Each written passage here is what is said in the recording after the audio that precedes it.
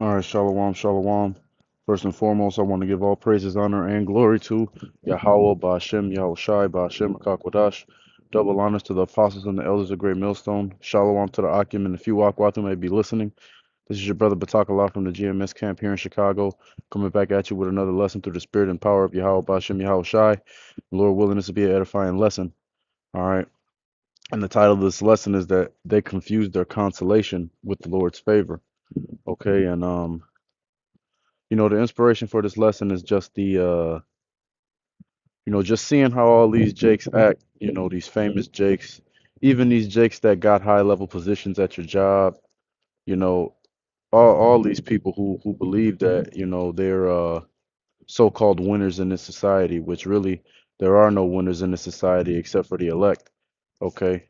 But and those who will receive salvation that are part of the one third as well.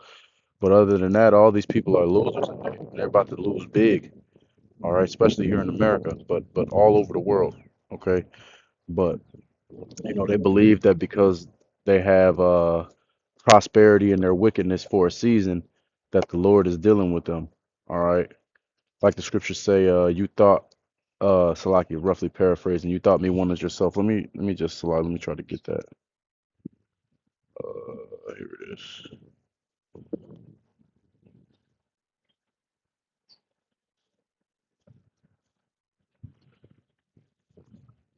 Hold on.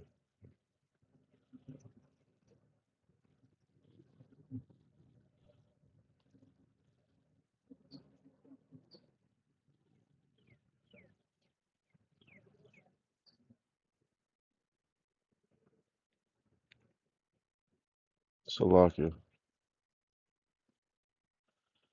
I don't know where it's at, so that's my bad. But basically these people think that the Lord is like them. Esau in particular, but as we're going to get into, all these people, all right, you two-third Jakes included, you're Edomites in the spirit, man. You have a Edomite mentality, a Edomite spirit, a Edomite way of doing things, okay?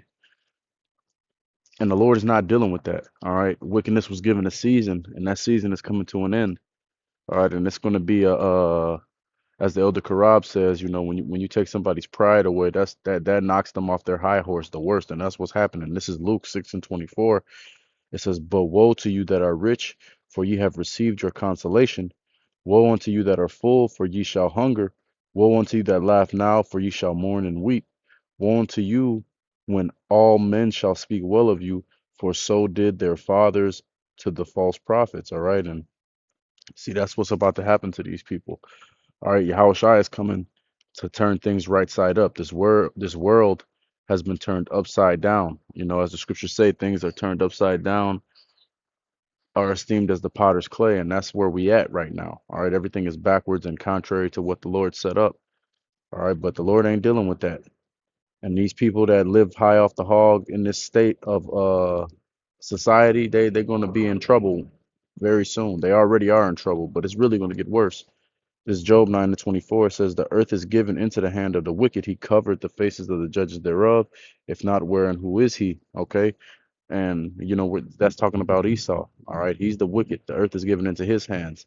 All right. He tells you that he's the most high. He tells you that he's Yahweh Shai. He tells you that he's all these things. But really, he's just a damn devil and the bases of men. And the Lord is getting ready to take him out of power. All right, this is Sirach 10 and 2. It says, "As the judge of the people is himself, so are his officers. And what manner of man the ruler of the city is, such are all they that dwell therein." All right, and as I said earlier, everybody's in the mind state of these Edomites. Everybody has an Edomite spirit. Everybody does things the way Esau does it because he's the one that's in rulership in this society. All right, and people confuse that rulership as the Lord dealing with them.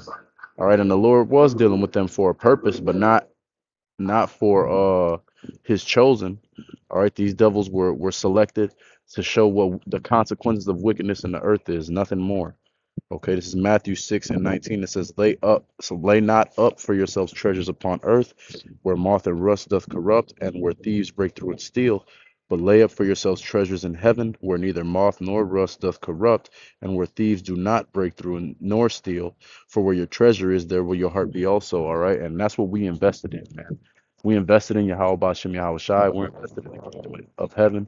We invested in Yahweh Shai's return to get the hell out of this place, man. We're not putting all of our chips in, and we're not putting ourselves in a position to be relying on this society and the continuation of this society, because at the end of the day, all these people about to take the mark of the beast, which is the RFID microchip. All right, in order to to participate in any type of commerce going in the near future and going forward, you're gonna have to take that RFID microchip. All right, that's why they're collapsing the economy, and that's why World War III is going on, et cetera, et cetera. All right. And we're rejecting that as the hopeful elect. All right. And Lord willing, we endure to the end and hold strong, waiting for Yahweh Shai so we can receive salvation and get the fuck out of here. All right. But hey, man, these people, they losing. All right. And just because they got a semblance of victory on this side don't mean nothing, because Yahweh Shai ultimately gets the victory. So with that, we're going to give all praises, honor, and glory to Yahweh, Bashem, Yahweh Shai, Bashem, Akakwadash. Double honors to the apostles and elders of great millstone. Shalom to the Akim, and if you are, may be listening. Lord willing, this